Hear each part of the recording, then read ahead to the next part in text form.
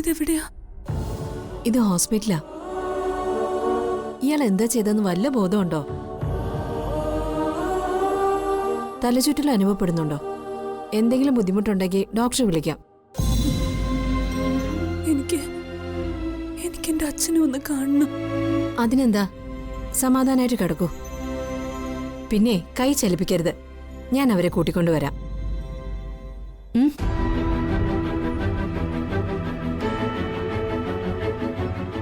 ഇതാരാന്ന് നിനക്ക് പറയാമോ?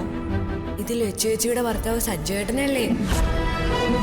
അന്ന് കല്യാണ സമയത്ത് എന്താ സംഭവിച്ചത്? എന്തുണ്ടാവാനാ? സഞ്ജുവേട്ടൻ വന്നു, ലച്ചു ചേച്ചിയെ കല്യാണം കഴിച്ചു.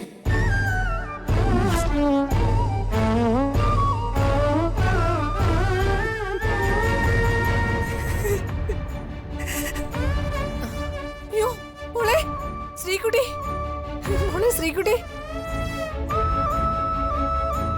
മോളെ, അയ്യോ എന്റെ മോള്. ഒരു നിമിഷത്തേക്ക് മോള് ഞങ്ങളെ ഓർത്തില്ലല്ലോ. ഞങ്ങൾക്ക് നീയല്ലാതെ വേറെ ആരാ മോളെ ഉള്ളത്? 2 ജന്മങ്ങളെ ബാക്കി വെച്ച് ഒരു ജന്മം കരഞ്ഞു തീർക്കാനുള്ള വിധി സമ്മാനിച്ചു പോകാൻ എന്റെ മോക്ക് എങ്ങനെ മനസ്സ് വന്നു?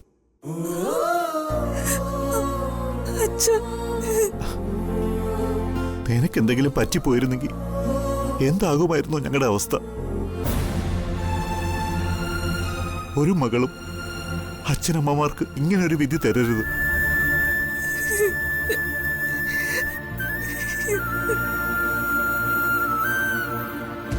ജീവിതത്തോട് നിരാശ വന്നാലോ, തോറ്റുപോയെന്ന് തോന്നിയാലോ,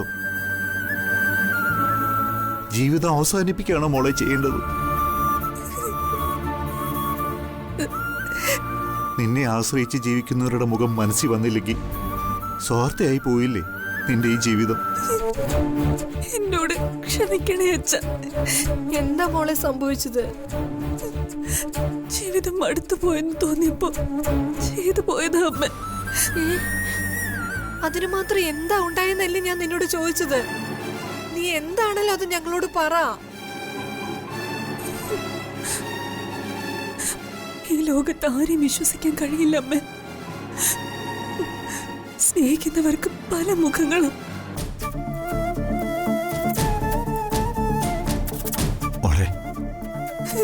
നമ്മൾ കാണുന്നവരൊന്നും സത്യസുന്ദരല്ല.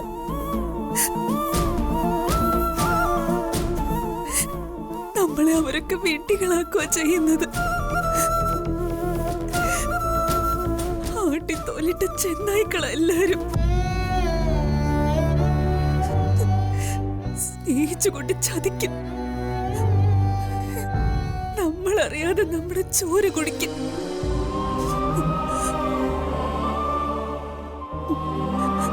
ആത്മാർത്ഥ സ്നേഹത്തിന് ഈ ലോകത്തിൽ ഒരു വിലയുമില്ല അച്ഛ.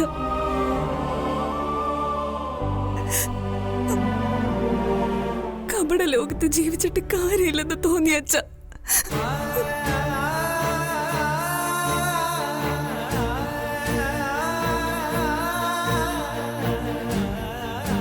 സ്വാതി,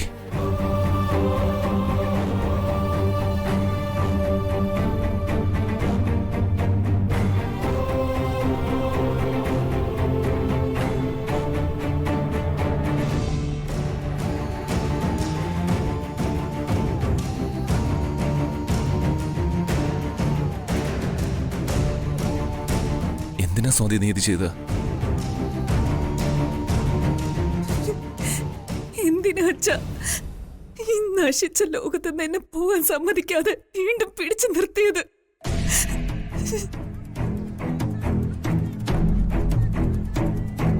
പേഷ്യന്റ് കുറച്ചുനേരം വിശ്രമിക്കട്ടെ. നിങ്ങൾ കുറച്ചുനേരം പുറത്തേക്ക് നിൽക്കൂ.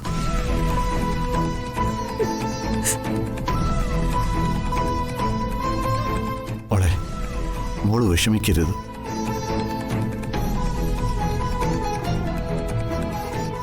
കാഞ്ചനെ, വാ, നമുക്ക് പുറത്തിരിക്കാം.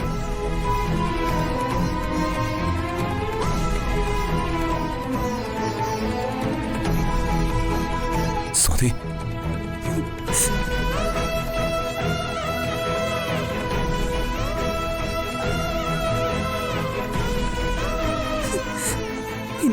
മുഖം പോലും കാണണ്ട.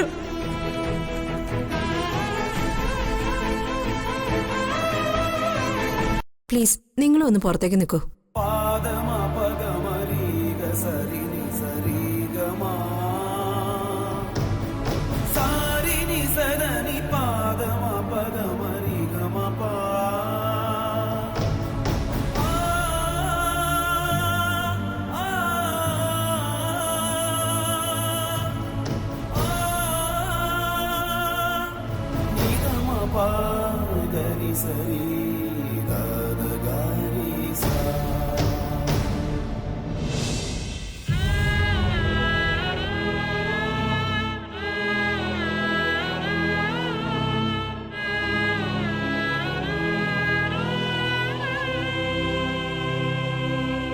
സഞ്ജു, മോൾ ഇങ്ങനെ ചെയ്തതിന്റെ കാരണം എന്താണെന്ന് നിന്നോടെന്തെങ്കിലും പറഞ്ഞു? ഇല്ല, ഒന്നും പറഞ്ഞില്ലെങ്കിൽ. എന്താ ഈ കുട്ടിക്ക് ഇങ്ങനെ പെട്ടെന്നൊരു സ്വഭാവം മാറ്റാൻ? എത്ര ആലോചിച്ചിട്ടും എനിക്ക് മനസ്സിലാവുന്നില്ലല്ലോ ഈശ്വര. അത് തന്നെയാ ഞാനും ആലോചിക്കുന്ന. എന്നാലും എന്റെ മോൾ ഇങ്ങനൊരു കടുങ്കൈ ചെയ്തല്ലോ. ഞാൻ കരുതി എന്താ കാര്യമെന്ന് അങ്കിളിനോടെങ്കിലും പറയുമെന്നാ. മംഗലശ്ശേരിയിൽ നിന്ന് വന്നത് മുതൽ എന്റെ മോള് വല്ലാത്ത ഡിപ്രഷനിലാ. അതിങ്ങനായി തീരുമെന്ന് സഞ്ജു ഞാൻ സ്വപ്നത്തിൽ പോലും കരുതിയില്ല. ഇനി സാധിച്ചപ്പോ ആ സത്യം അറിഞ്ഞിട്ടുണ്ടാവോ? ലച്ചുവിന്റെ കഴുത്തിൽ സഞ്ജുവാണ് താലി കെട്ടിയെന്ന സത്യം.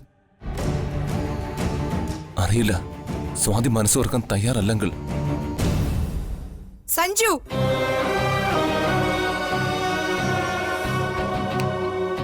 ഞാനൊരു കാര്യം ചോദിച്ച സഞ്ജു സത്യം പറയുവോ? എന്താ? സഞ്ജു ആണോ ലച്ചുവിന്റെ കഴുത്തിൽ താലി കെട്ടിയത്?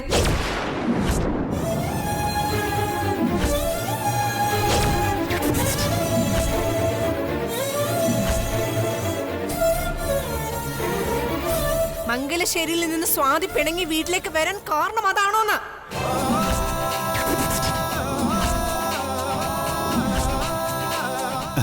ഇത് നിന്നോട് ആരാ പറഞ്ഞേ? പറയേണ്ടവര് തന്നെയാ പറഞ്ഞത്. ഓ, കവിതയായിരിക്കും. ആ അതെ, കവിത ഈ സത്യം എന്നോട് പറഞ്ഞത്. അതുകൊണ്ടാ ലച്ചു മംഗലശ്ശേരിയിൽ തന്നെ കടിച്ചു തൂങ്ങി നിൽക്കുന്നേന്നാ കവിത എന്നോട് പറഞ്ഞത്. ഞാൻ ഓർത്തപ്പോ അത് ശരിയാണെന്ന് എനിക്ക് തോന്നി. അല്ലാതെ ലച്ചു എന്തിനാ ആ വീട്ടിൽ നിൽക്കുന്നത്?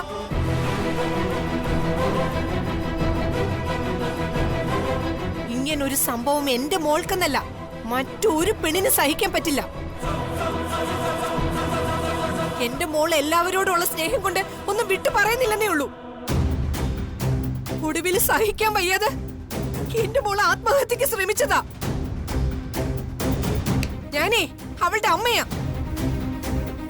സഞ്ജു, ഇനിയെങ്കിലും എനിക്ക് ആ സത്യം അറിയണം.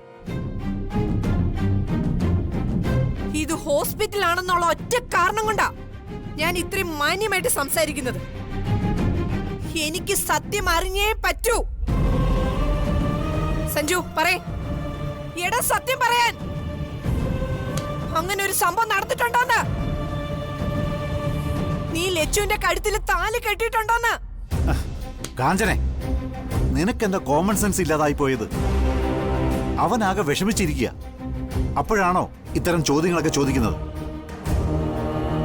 പ്രഭേ, എനിക്ക് സത്യം അറിയണ്ടേ. ഇതിന്റെ ഉള്ളിലെ എന്റെ മോളാ. കവിത ഇങ്ങനെ പലതും നിന്നോട് പറയും. അത് നീയല്ലാതെ ആര് വിശ്വസിക്കാനാ? കവിത ആരെയും രക്ഷിക്കാനല്ല കാഞ്ചന ഈ പറയുന്നത്. കുടുംബം കലക്കാൻ നടക്കുന്നതാ അവള്. ആ സത്യം എന്റെ ഭാര്യ മാത്രം ഇതുവരെ തിരിച്ചറിഞ്ഞിട്ടില്ല. ലച്ചുവിന് ആ ഓർമ്മ നഷ്ടപ്പെട്ട അവസ്ഥയിൽ എന്തോ പൊട്ടത്തരം വിളിച്ചു പറഞ്ഞു. അതേ പിടിച്ച് പ്രശ്നങ്ങൾ ഉണ്ടാക്കി ഓരോ ജീവിതം തകർക്കാൻ നോക്കുന്നവളാണ് അവള്. സമ്മതിച്ചു. ഇപ്പൊ ഞാൻ എല്ലാം സമ്മതിച്ചു. എന്റെ മോളൊന്ന് നേരെ ആയിക്കോട്ടെ, പിന്നെ ഞാനെല്ലാം അവളോട് തന്നെ ചോദിച്ചറിഞ്ഞോളാം. പിന്നെ ഈ കാഞ്ചന ആരാണെന്നറിയും. ലച്ചു മാത്രമല്ല, തെറ്റ് ചെയ്തിട്ടുള്ള ആരാണെങ്കിലും അറിയൂ ഈ കാഞ്ചന ആരാണെന്ന്.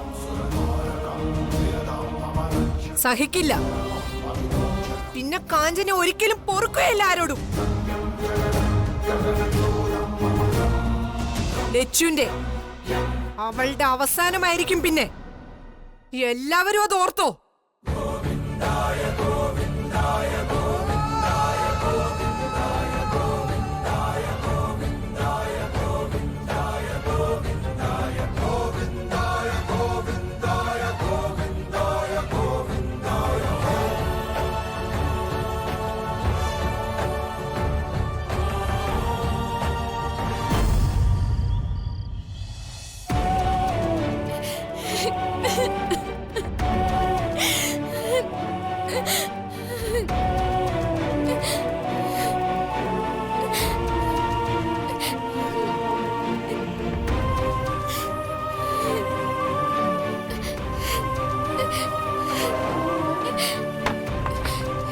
ചേച്ചി, നീ കരയാതെ കാര്യം പറയാമോ?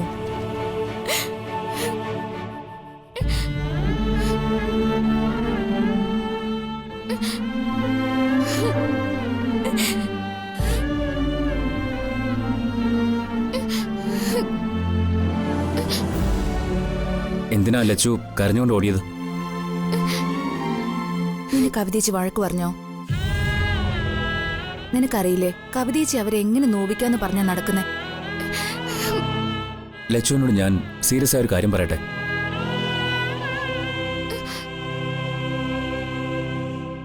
സ്വാതി പിണങ്ങി വീട്ടിൽ ചെന്ന് നിൽക്കുക. കവിതേച്ചി ഭ്രാന്ത് പിടിച്ച മട്ടിലും. മുത്തശ്ശിയുടെ മരണവും കഴിഞ്ഞു. ഈ അവസരത്തിൽ എന്ത് ചെറിയ സംഭവം ഉണ്ടായാൽ പോലും മനസ്സിൽ വയ്ക്കാതെ നമ്മളത് ഷെയർ ചെയ്യണം. നമ്മളെല്ലാവരും ഭയപ്പെടുന്നത് ഒരു സത്യത്തെയാണ്. അത് ഏത് വഴിക്കാ പുറത്തേക്ക് പോകുന്നതെന്ന് നമുക്കറിയില്ല. അതേക്കുറിച്ച് എന്തെങ്കിലും സൂചന കിട്ടിയാൽ നമ്മളത് തുറന്നു പറയണം.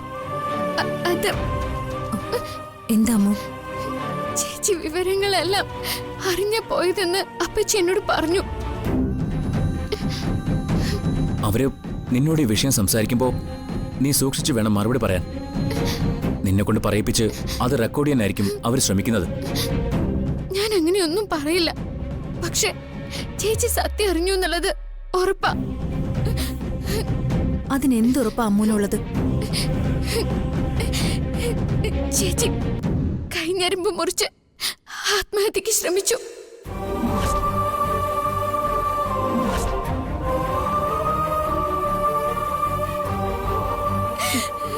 അമ്മു, നീ എന്തായി പറഞ്ഞത്?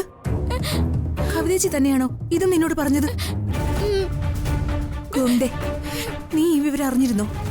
ഞാൻ സഞ്ജുവിനെ വിളിച്ചതല്ലേ. സഞ്ജു എന്നോടിത് പറഞ്ഞില്ലല്ലോ. കാവേരി ചേച്ചി ചേച്ചിയുടെ അമ്മയെ വിളിച്ചൊന്ന് ചോദിക്ക. അപ്പൊ സത്യം അറിയാലോ. ഞാൻ എന്താ വല്യച്ചയോട് ചോദിക്കേണ്ടത്? ശ്രീകുട്ടി ആത്മഹത്യക്ക് ശ്രമിച്ചെന്നോ?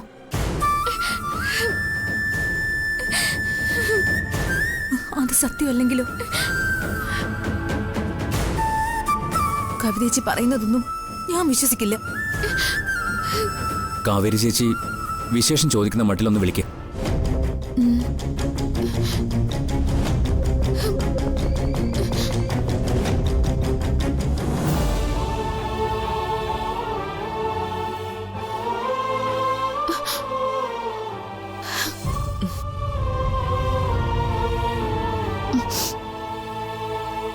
ഞാൻ നിന്നെ അന്വേഷിച്ചു വന്നതാ. നമുക്ക് ചന്ദ്രകാന്തം വരെ ഒന്ന് പോയാലോ അമ്മു? ശ്രീകുട്ടി ഇപ്പൊ വരുമെന്ന് പ്രതീക്ഷിച്ചിരിക്കുന്നത് മണ്ടത്തരോ? അമ്മയ്ക്ക് ഇപ്പൊ യാത്ര ചെയ്യാൻ പോലും പറ്റുന്ന ശാരീരികാവസ്ഥയിലല്ല. ഞാൻ അമ്മയുടെ കൂടെ വന്ന അമ്മയുടെ മകൻ എന്നെയായിരിക്കും ശകാരിക്കാം. സ്വാതി പോയിട്ടല്ലേ ഉള്ളൂ അമ്മേ. ശ്രീദേവിയമ്മ അല്പം ഒന്ന് വെയിറ്റ് ചെയ്യൂ.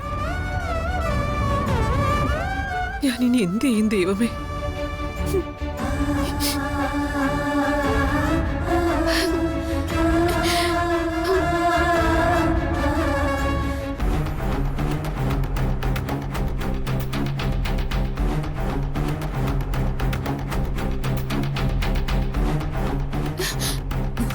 നീ കേട്ടത് സത്യം അമ്മ. ഞാനിപ്പോ വല്യേച്ചിയെ വിളിച്ചതേ ഉള്ളൂ. ചോദിക്കാതെ തന്നെ വല്യേച്ചി കാര്യങ്ങളെല്ലാം പറഞ്ഞു. കൃത്യസമയത്ത് ഹോസ്പിറ്റലിൽ എത്തിച്ചതുകൊണ്ട് ആപത്തൊന്നും ഉണ്ടായില്ല. ചേച്ചി എല്ലാം അറിഞ്ഞു.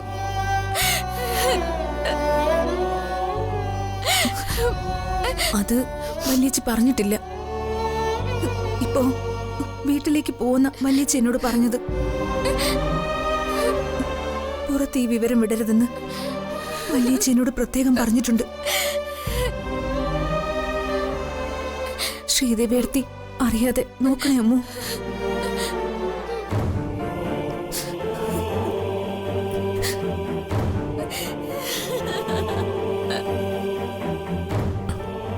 സ്വാതി ആത്മഹത്യക്ക് ശ്രമിച്ചുവെങ്കിൽ സഞ്ജുവും സ്വാതിയും തമ്മിൽ വേർപിരിന്നുള്ള കാര്യം ഉറപ്പാ.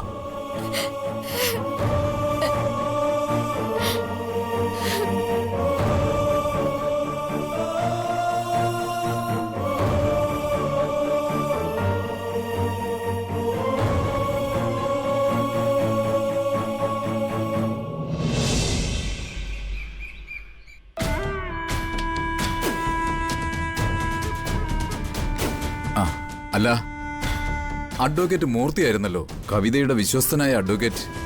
ഇപ്പൊ എന്താ എന്നെ തേടി വന്നത്? കൂടെ നിന്ന് ഒറ്റ കൊടുക്കുന്നവരെ എങ്ങനെ വിശ്വസിക്കാനാ? ഇപ്പോഴെങ്കിലും കവിതയ്ക്ക് ബോധ്യമായല്ലോ. മംഗലശ്ശേരി ഗ്രൂപ്പിന്റെ ഒരു കേസെങ്കിലും എനിക്ക് തരാൻ വർഷങ്ങൾക്ക് മുമ്പേ ഞാൻ കവിതയോട് അഭ്യർത്ഥിച്ചതാണ്. അന്ന് കവിതയായിരുന്നു MD. ഇനി മംഗലശ്ശേരി ഗ്രൂപ്പിന്റെ ലീഗൽ അഡ്വൈസർ നിങ്ങളായിരിക്കും. ഇത് ഞാൻ നിങ്ങൾക്ക് തരുന്ന വാക്കാ. സഞ്ജു അതിന് സമ്മതിക്കൂ? അയാളല്ലേ ഇപ്പോഴത്തെ MD? കളികൾ മാറാൻ പോവാ വക്കീലെ. മംഗലശ്ശേരി ഗ്രൂപ്പ് സഞ്ജുവിന്റെ കയ്യിൽ നിന്ന് എന്റെ കൈകളിലെത്താൻ ഇനി അധിക നാളുകളില്ല. ഗുഡ്. ഞാൻ എന്തിനും കൂടെ നിൽക്കാം. പറയൂ, ഇപ്പൊ എന്താ എന്നെ കൊണ്ടുള്ള ആവശ്യം? എന്റെ ഹസ്ബൻഡാണ് ഗൗതം. മാണിക്യമംഗലത്തെ കോടിക്കണക്കിന് വരുന്ന സ്വത്തുക്കൾ ഇപ്പൊ ഗൗതത്തിന്റെ പേരില. ഗൗതം ആ സ്വത്തുക്കൾ ഭാര്യയായ എനിക്ക് ഇഷ്ടദാനം നൽകുന്നതായി നിങ്ങളൊരു ആധാരം തയ്യാറാക്കണം. അതൊക്കെ, പക്ഷെ അയാൾ വിട്ടുതരുമോ? അതെനിക്ക് വിട്ടേക്ക്. ഗൗതത്തെ കൊണ്ട് ഞാനത് ഒപ്പുവയ്പ്പിച്ചാ പോരെ? എന്നാ ഡോക്യുമെന്റ്സ് ഉടനെ ഞാൻ തയ്യാറാക്കാം. ഓക്കെ. ഞാനിതൊരു ഭാഗ്യമായിട്ടാണ് കാണുന്നത്. പക്ഷേ കവിത തന്ന വാക്ക് മറന്നുപോകരുത്. ഒരിക്കലുമില്ല. ഇനി എനിക്ക് വക്കീലിന്റെ സഹായം കൂടിയേ തീരൂ. ഞാൻ ഒപ്പമുണ്ട്, ധൈര്യമായിട്ടിരിക്കും. ഓക്കെ, എന്നാ ഞാൻ ഇറങ്ങട്ടെ. ശരി, എന്നാ ആയിക്കോട്ടെ.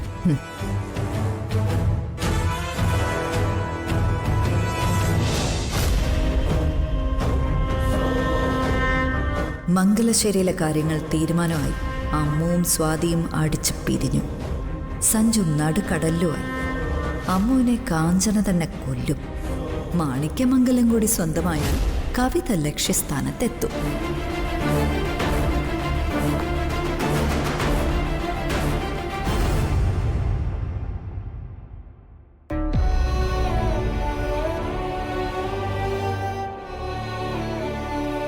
ഫുഡ് കഴിച്ചായിരുന്നോ? കഴിച്ചു സിസ്റ്റർ.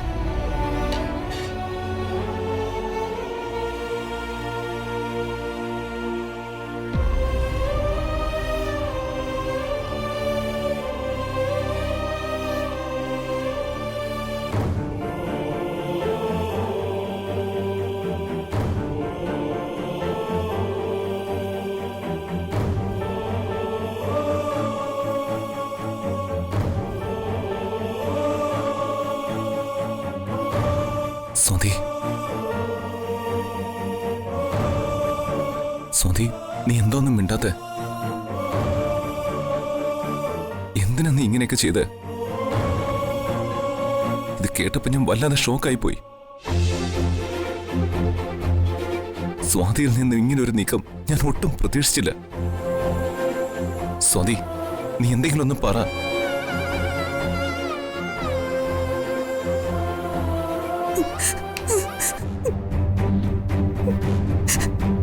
സ്വാതി, എന്താ നിനക്ക് എന്നോട് വെറുപ്പാണോ?